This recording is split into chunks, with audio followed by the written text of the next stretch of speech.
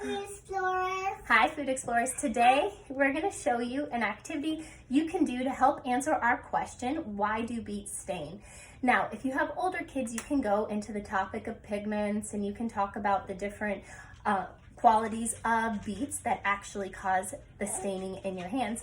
But for littler people like I have, we are going to talk about the colors and we're going to talk about how we use them. We can talk about shapes. We can talk about other foods that are the same colors.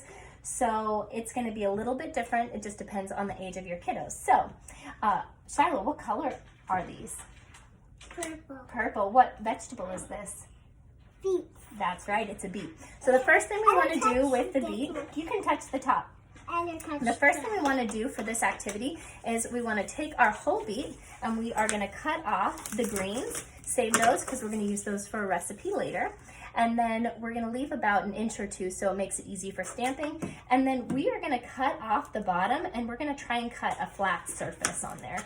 So something like that is good. And then what you're going to do is you are going to take this beet and you're going to put it in some boiling water for anywhere from 10 beet stained hands, oh my goodness, for about 10 to 15 minutes until it's a little bit soft and tender. Then the next thing we're going to do is take that beet out. It should be soft and tender. Where is that? There it is. There's a cookie cutter. Take your favorite cookie cutter. Because it's Valentine's Day, we thought we would make a heart stamp. These are going to be our temporary tattoos. And then we're going to push our stamp down. You want to push that down? Push it all the way down. Can you push it all the way down into the beet for me? Yeah? Okay. And then the next piece, Mommy has to do, okay? So we're gonna pull that out. Actually, Shiloh, you can pull the cookie cutter out. Yeah, okay, good. And you can see that it makes this nice little outline. And then Mommy is going to cut around the edge so that we can make it into a nice tattoo. You can see how I've cut out some of that edge. And then here we are. We are left with a nice tattoo.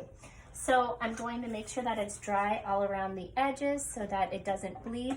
If it's kind of dry on top, you can give it a lick. Where do you want your tattoo? Right here. Right here.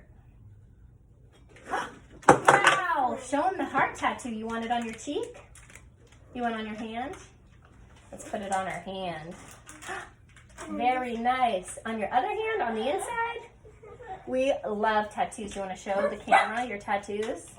Very nice. Now, if it's a little bit dry, you can dip it in water or you can, do the mom thing.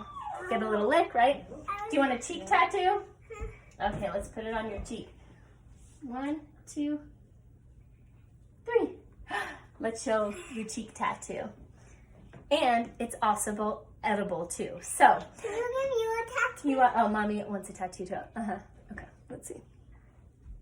Ooh, didn't quite get wet enough. Let's get it a little bit more. Now, if you want to remove this, it should come off just right in the bathtub.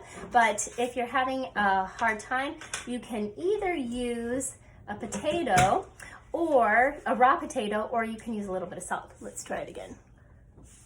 Ooh.